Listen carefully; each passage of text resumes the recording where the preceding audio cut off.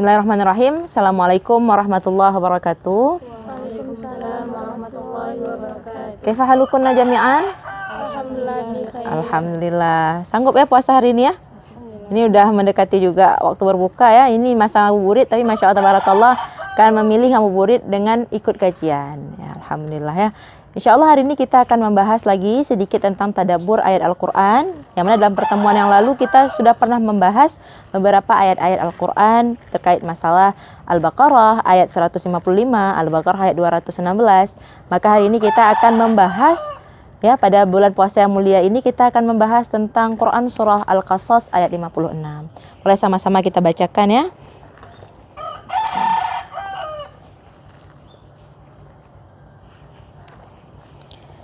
Baik, sudah dapat semuanya?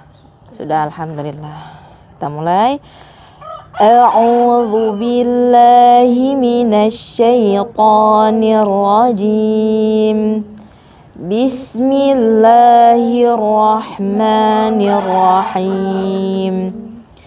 Innaka la tahdi man ahbabta walakinna Allah yahdi man yasha wa huwa a'lamu bil muhtadin.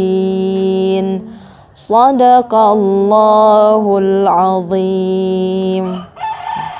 Sudah akan bacakan arti daripada ayat berikut ini. Sungguh engkau Muhammad tidak dapat memberi petunjuk kepada orang-orang yang engkau kasihi, tetapi Allah memberikan petunjuk kepada orang yang Allah kehendaki, dan Allah lebih mengetahui orang-orang yang mau menerima petunjuk. Ya.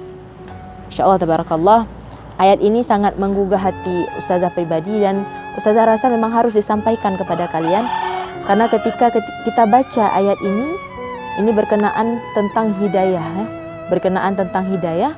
Dan kalau kita kaji dari aspek asbabun nuzulnya, ayat ini turun ketika Rasulullah itu ingin sekali paman beliau begitu baik banget bantu perjuangan Rasulullah. Tapi satu hal, beliau tidak ingin masuk Islam. Beliau masih memeluk agama sebelumnya. Ya, beliau siapa? Abu Thalib. Ya. Jadi ayat ini memang sebab musabab turunnya, karena Rasulullah ingin sekali Abu Thalib itu masuk Islam. Akan tetapi apalah daya, Abu Thalib meninggal dalam keadaan tidak lagi memeluk Islam, tidak memeluk Islam bahkan. Ya. Jadi Allah ingin menegaskan dalam Al-Quran, innaka, ka itu kembali kepada Muhammad sallallahu alaihi wasallam, Nabi Muhammad sallallahu alaihi wasallam, ya. Sungguh wahai Muhammad, innaka la tahdi, sungguh Muhammad kamu tidak akan memberikan petunjuk, ya, man ahbabta, bagi siapa-siapa yang kamu cintai, ya. Walakin Allah yahdi may yasha, akan tetapi Allah itu akan memberikan petunjuk bagi orang-orang yang Allah kehendaki, ya. Dan Allah Maha mengetahui bagi siapapun yang diberikan hidayah. Allah tuh bisa memilih yang mana yang cocok diberikan hidayah. Nah, dari maksud kajian ayat berikut yang sudah kita bacakan tadi, itu maksud hidayah di sini bukan berarti kita itu ketika melihat kesalahan kita tidak ada upaya untuk memberikan nasihat kepadanya, bukan itu. Rasulullah SAW mempunyai kelebihan untuk memberikan petunjuk, tetapi petunjuk dari segi hikmah, dari segi nasihat, dari segi mau'idhah hasanah. Tetapi Rasulullah tidak mempunyai kekuatan untuk memberikan rasa atau iman di hati seorang manusia. Ya, iman itu Allah yang kasih. Tapi kalau petunjuk-petunjuk itu mungkin ustazah berbicara sama kalian, ini sedang memberikan hidayah. Tapi hidayah yang bisa ustazah berikan adalah berupa nasihat, berupa hikmah, berupa mau'idhah hasanah. Akan tetapi ustazah tidak bisa mengatakan, ustazah tetapkan iman di hati kalian, tidak bisa. Karena itu hak Allah. Ya, itu Allah yang bisa memberikan. Hidayah yang berupa iman itu Allah yang beri. Makanya terkadang kita sebagai manusia yang Allah berikan kekuatan, ya, kekuatan untuk terus berjuang di jalan Allah, untuk terus berdakwah di jalan Allah. Jangan berhenti untuk memberikan nasihat, jangan berhenti untuk berdoa. Kadangkala ada bagian dari doa-doa kita yang terkabul, sehingga Allah memberikan hidayah bagi orang yang kita inginkan. Gitu, ya. Jadi kadang ada orang yang paling kita cintai, apa itu adik kita, apa itu abang kita, apa itu kakak kita, apa itu ayah kita, mama kita. Belum sampai hidayahnya. Kita juga tidak bisa mengatakan, kenapa nggak sampai? Ya kita sudah berusaha sebagai seorang hamba. Nggak sampai, ya berarti Allah sedang terus-menerus menguji kita. Sanggup nggak kita bertahan di tengah keluarga yang imannya mungkin porak-poranda, kita sendiri yang imannya kuat, sanggup nggak kita bertahan? Kalau kita sanggup bertahan, insya Allah, ya Allah akan bawa kita. Karena dalam Al-Quran dikatakan apa lagi? Qu anfusakum wa ahlikum nara. Ya, maka jagalah diri kamu dan keluargamu dari api neraka. Itu memang ayat Allah. Ya, termaktub dalam kalam Allah. Cuman kenapa ayat ini diturunkan? Agar kita tidak memaksakan kehendak.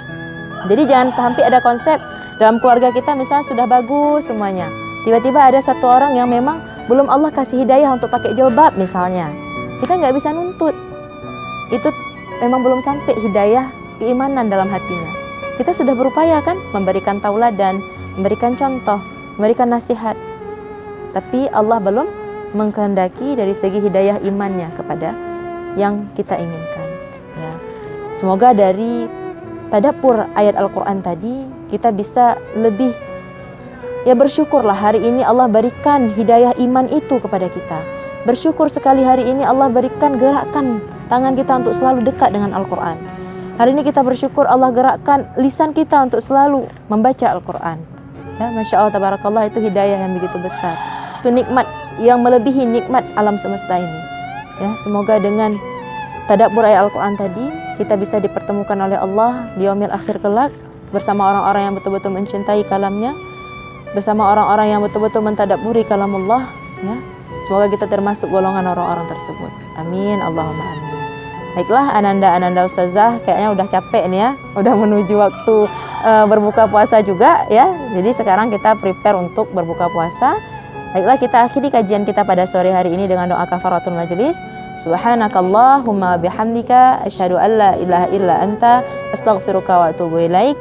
Hadanallahu wa iyyakum ajma'in. Assalamualaikum warahmatullahi wabarakatuh.